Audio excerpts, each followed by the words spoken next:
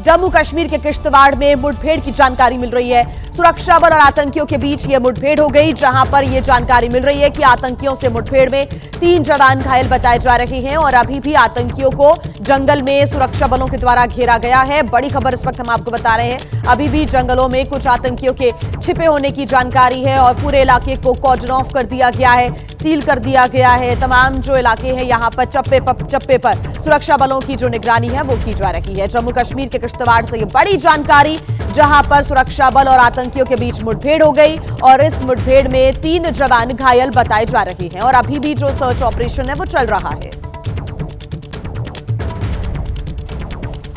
और इस बीच एक और बड़ी खबर हम आपको बता दें, रक्षा मंत्री राजनाथ सिंह का बिना नाम लिए पाकिस्तान पर निशाना, हमारा पड़ोसी सरफरा है, कहना है राजनाथ सिंह का। साथ ही राजनाथ सिंह ने कहा कि क्या पता हथियारों की कब जरूरत पड़ जाए, क्योंकि हमारा जो पड़ोसी है वो सिरफिरा है।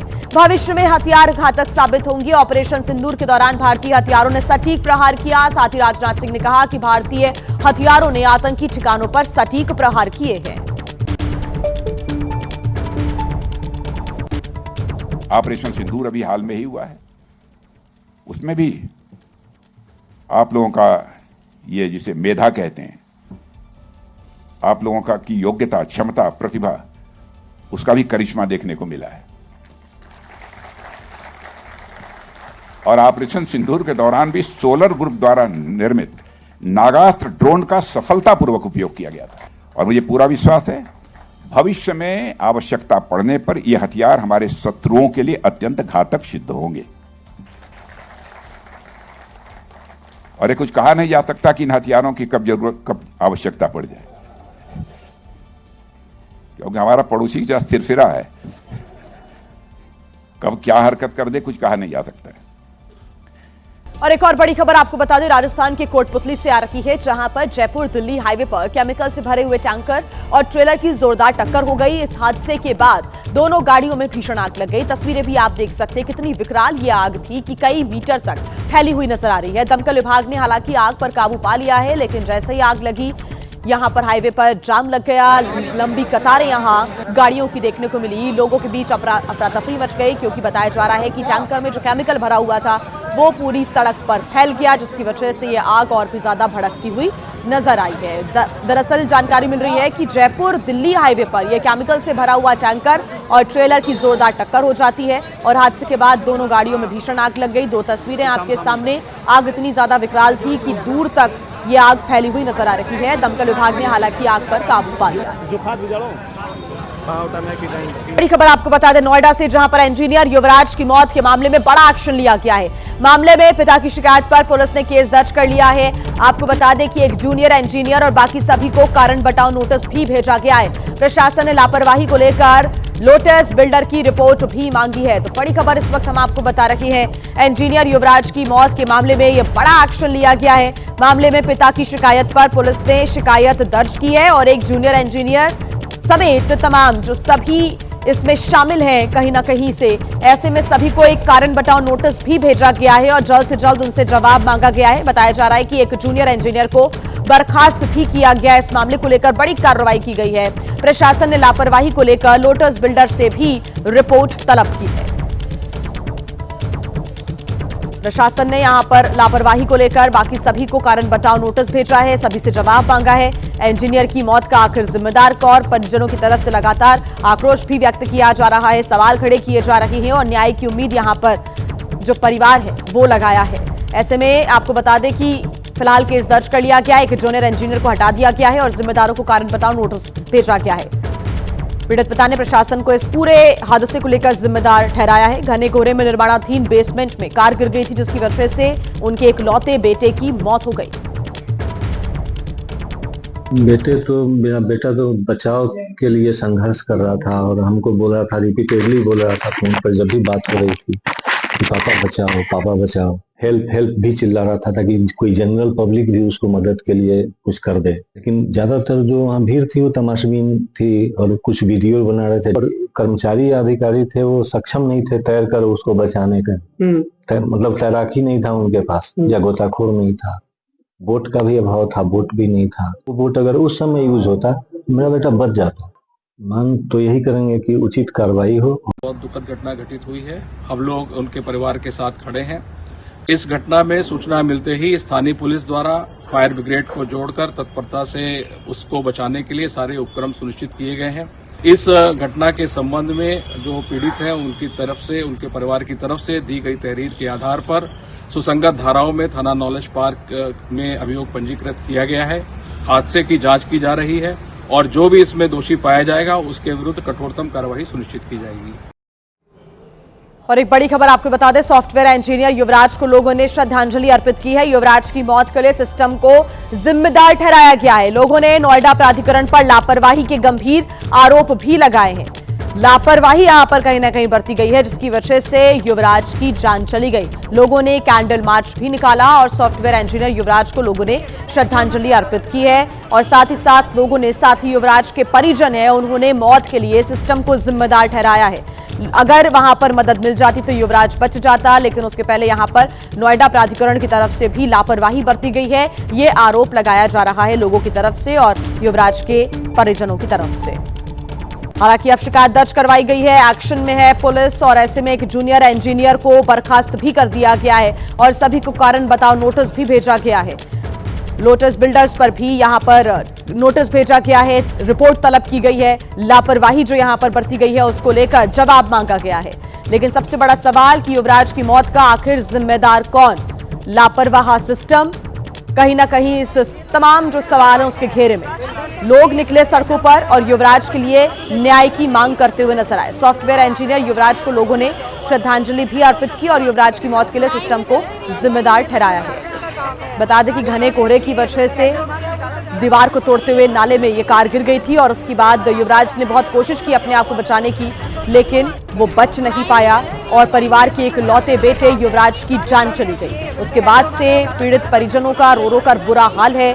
वो लगातार सरकार पर सवाल उठा रहे हैं, प्रशासन पर सवाल उठा रहे हैं। नोएडा प्राधिकरण पर भी लापरवाही के गंभीर आरोप लगाए जा रहे हैं। इंसाफ के लिए सड़कों पर लोग निकले, उन्होंने कैंडल मार्च भी निकाला।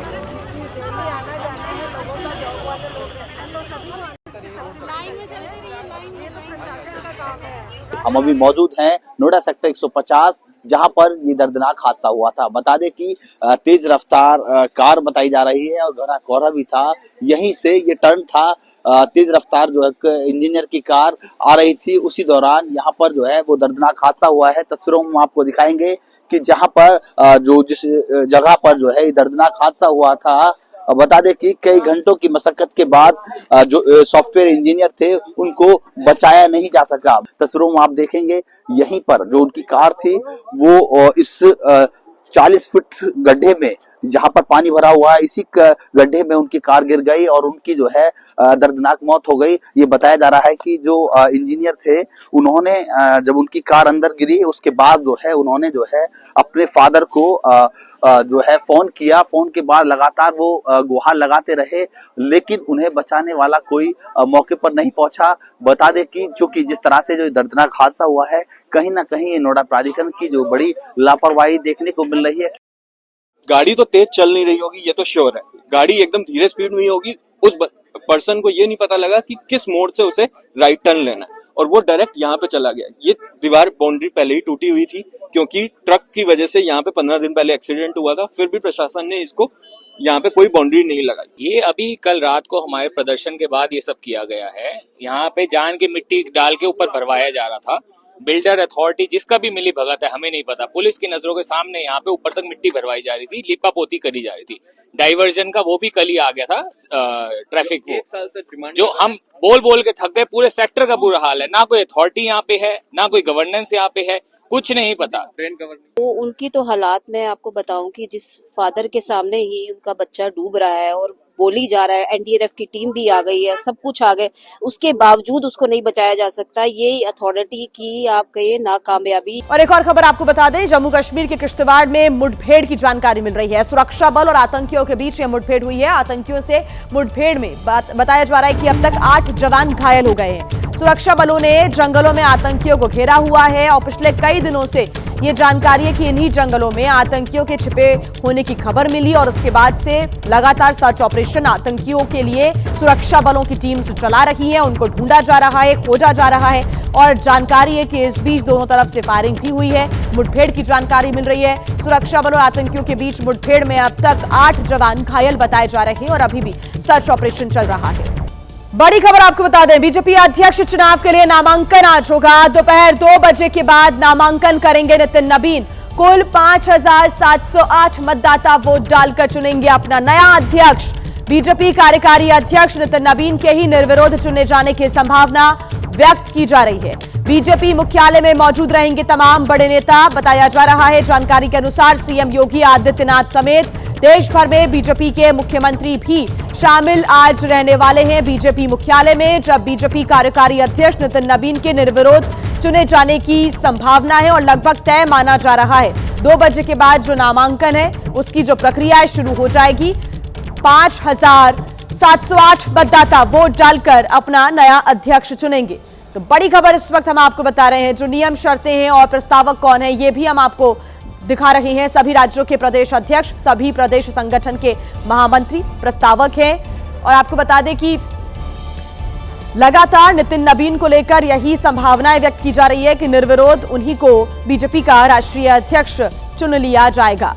तो बड़ी खबर इस वक्त हम आपको बता रहे हैं। आज का दिन बीजेपी के लिए बेहद अहम और बड़ा दिन। बीजेपी अध्यक्ष चुनाव के लिए नामांकन आज होना है और दोपहर 2 बजे के बाद नामांकन करेंगे नितिन नबीन। इस वक्त बीजेपी के कार्यकारी अध्यक्ष हैं नितिन नबीन और उनका ही राष्ट्रीय अध्यक्ष चुना जाना लगभग तय माना जा रहा है।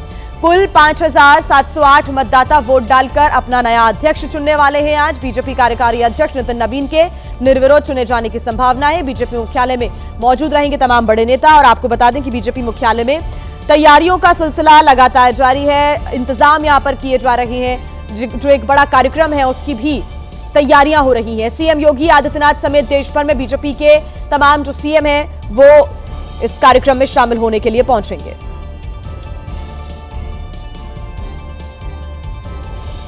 जोश और उल्लास और नितिन नबीन के जितने भी समर्थक हैं वो गहरी खुशी व्यक्त करते हुए नजर आ रहे हैं। आज नितिन नबीन अध्यक्ष पद के लिए नामांकन भरेंगे। तो बीजेपी के राष्ट्रीय अध्यक्ष के लिए आज दोपहर 2 बजे से शाम 4 बजे तक नामांकन होने हैं और जानकारी मिल रही है कि कल सुबह 11:30 बजे से दोपहर 1:30 बजे के बीच बीजेपी अध्यक्ष के नाम की आधिकारिक घोषणा भी हो जाएगी और नितिन नबीन के ही राष्ट्रीय अध्यक्ष बनने की उम्मीद व्यक्त यहां पर की जा रही है। तो आज की बड़ी खबर, ऐसे में सभी की नजरें रहने वाली है नामांकन के वक्त पर। 2 बजे से 4 बजे के बीच नामांकन होगा और बीजेपी के नए राष्ट्रीय अध्यक्ष के लिए ये जो नामांकन है उसकी प्रक्रिया दोपहर 2 बजे से शुरू हो जाएगी। उत्तर प्रदेश में नीले ड्रम के बाद अब नीले बक्से वाला हत्याकांड सुर्खियों में है। यहां पर एक रिटायर्ड कर्मचारी ने अपनी गर्लफ्रेंड की हत्या कर दी और उसके शव को नीले बक्से में रखकर जला दिया। रिटायर हो चुका था, घर में उसकी पत्नी और बेटे भी थे, लेकिन फिर भी उसने प्रीति नाम की एक दूसरी महिला से दोस्ती कर रखी थी। राम सिंह प्रीति के साथ किराए के इसी मकान में रहता था जहां उसने इस वारदात को अंजाम दिया। और हैरानी की बात तो ये थी कि इस हत्याकांड में राम सिंह का साथ उसकी पत्नी और बेटे ने भी दिया। यही वो घर है जिसमें रिटायर्ड प्रेमी के साथ प्रेमिका रहती थी। पहले इस घर में किसी बात को लेकर उनसे झगड़ा हुआ। झगड़े के बाद रिटायर्ड रेल कर्मी ने अपने पुत्र के साथ और अपनी पत्नी के साथ मिलकर उसकी हत्या कर दी। फिर उसके शव को यहाँ पर एक बक्सा रखा था जो नीले कलर का बक्सा बताया जा रहा है, ये उसका फ्रेम है। इसी बक्से में उसकी डेड बॉडी को रखा, फिर इसमें आग लगा दी, इसको जलाया गया। उसके जो शव के अवशेष थे उसको भर भर कर, उसकी राख को भर के तालाब और नदी में यहीं से कम 3 से 4 दिन ले जाकर फेंकता रहा। पुलिस ने जब बक्सा खोला तो अंदर सिर्फ कोयले के कुछ टुकड़े बचे थे। उत्तर प्रदेश में विधानसभा चुनाव को लेकर समाजवादी पार्टी की तैयारियां शुरू हो गई हैं। बड़ी खबर आपको बता दें, 20 जनवरी को अखिलेश ने बुलाई है सभी 41 सांसदों की बैठक। समाजवादी पार्टी के लोकसभा में 37, राज्यसभा में 4 सांसद हैं और सभी की यहां पर बैठक बुलाई गई है। 2027 चुनाव की तैयारियों पर इस बैठक में चर्चा होगी। अखिलेश यादव ने इस बैठक को बुलाया है। संसदीय क्षेत्र की विधानसभा सीटों की रिपोर्ट भी अखिलेश यादव लेंगे। एसआईआर और संसद के बजट सत्र की रणनीति पर भी चर्चा शुरू होगी। 2027 विधानसभा चुनाव के लिए प्रत्याशियों के चयन को लेकर भी अहम मानी जा रही है बैठक। एक और बड़ी खबर आपको बता दें, भारत में अंतर्राष्ट्रीय ड्रग्स नेटवर्क का हुआ है खुलासा। ईडी ने 26 ठिकानों पर छापामार कार्रवाई की है और 3 करोड़ कैश और ड्रग्स बरामद किया गया है। गोवा में एफआईआर दर्ज की गई और उसके आधार पर ईडी ने यह छापामार कार्रवाई की है।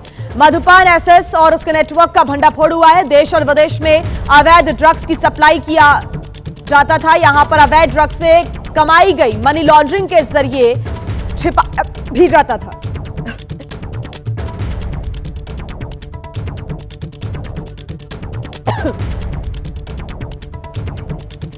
तो यह बड़ा खुलासा हुआ है अंतर्राष्ट्रीय ड्रग्स नेटवर्क का। ईडी ने 26 ठिकानों पर छापामार कार्रवाई करते हुए 3 करोड़ से ज्यादा का कैश भी बरामद किया है, जिसको मनी लॉन्ड्रिंग के जरिए छिपाया जाता था। तो वहीं देखिए, मध्य प्रदेश में 26 आईएएस अफसरों के तबादले किए गए। बड़ी जानकारी मिल रही है। इंदौर में हुए कांड के बाद आईएएस दिलीप को हटा दिया गया था। उसको लेकर यहां सवाल भी खड़े हो रहे थे और आईएएस दिलीप को अब राज्य पर्यटन विकास निगम के प्रबंध संचालक की जिम्मेदारी मिल गई है। इंदौर में गंदे पानी से 24 मौतों के बाद आईएएस दिलीप को हटा दिया गया था और अब उनको ये कहीं ना कहीं इनाम मिल रहा है। कहा जा रहा है कि अब मामले में राजनीति होना तय है। क्या प्रतिक्रियाएं आती है, इस पर नजर आएगी, क्योंकि जिस अधिकारी को 24 मौत के लिए कांग्रेस लगातार जिम्मेदार ठहरा रही थी, उस अफसर को सरकार ने बेहद महत्वपूर्ण जिम्मेदारी यानी कि जो क्रीम पोस्टिंग है वो कहीं ना कहीं सौंप दी, जिसके बाद सवाल उठने लाजमी है। विपक्ष की तरफ से सवाल क्या उठाए जाते, क्या प्रतिक्रिया दी जाती है, इस पर नजर रहेगी। तो वहीं महाराष्ट्र में देखिए, बेखौफ बदमाशों का आतंक जारी है। बड़ी खबर मुंबई से मिल रही है, जहां पर निर्देशक और मॉडल के घर पर फायरिंग की घटना सामने आई है। दरअसल दोनों कलाकारों के घर पर अज्ञात लोगों ने फायरिंग की है। इस घटना में किसी के घायल होने की हालांकि जानकारी नहीं है। दहशत फैलाने की यहां पर कोशिश की गई है। मुंबई के ओशिवरा इलाके में घटना के बाद से सनसनी है, डर है। शिकायत मिलने के बाद पुलिस मौके पर पहुंची और जांच पड़ताल में जुटी हुई है।